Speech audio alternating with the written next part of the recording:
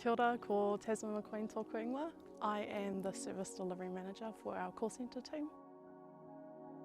My responsibility or my roles is to have a bird's eye view of our team, making sure our supervisors are well supported to support their advisors.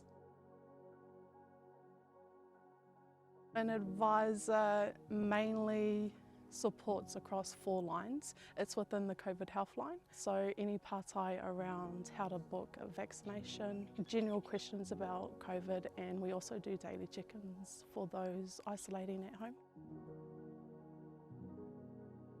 We take in what is happening. We're patient with the service users, and you can really hear that care that the advisor has. We take that time to listen and try and help as best as we can.